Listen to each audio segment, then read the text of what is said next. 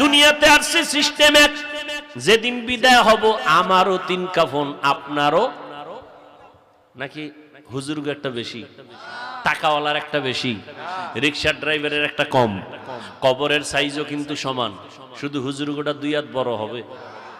হুজুরগো ওখানে আলাদা কোনো মাইকের ফোন যাবে, হেডফোন কানে যাবে, যাবে সবে।